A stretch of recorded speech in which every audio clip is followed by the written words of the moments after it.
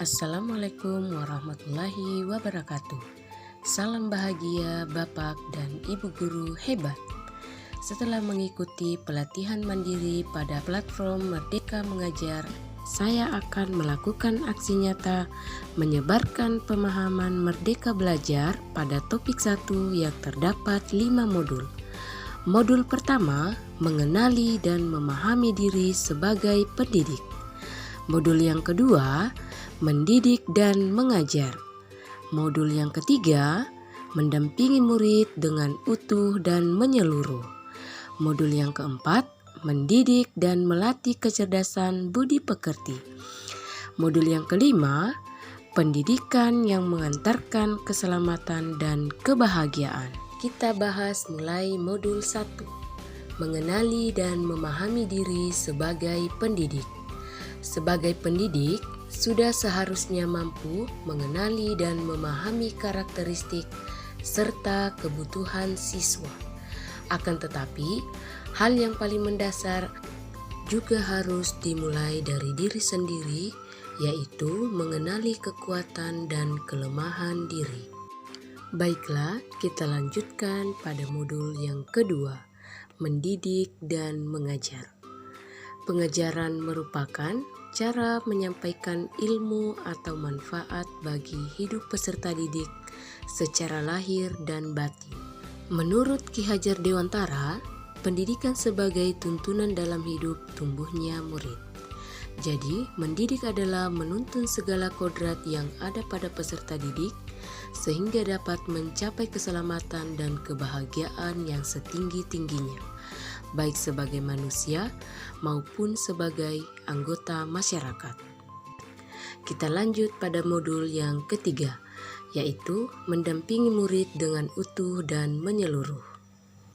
Menurut Ki Hajar Dewantara, segala perubahan yang terjadi pada murid dihubungkan dengan kodrat keadaan, baik alam dan zaman.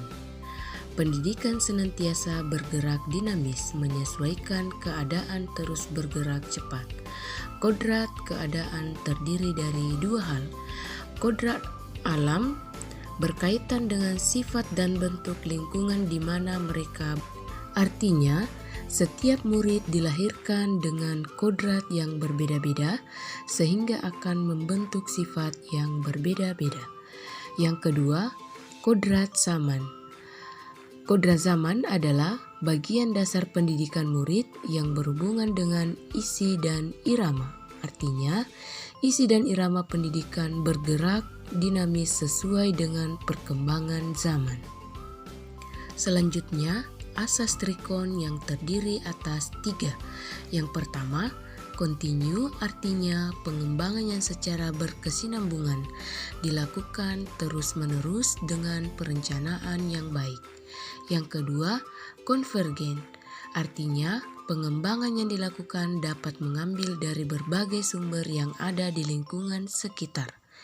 Yang ketiga, konsentris, pengembangan yang dilakukan harus tetap berdasarkan kepribadian kita.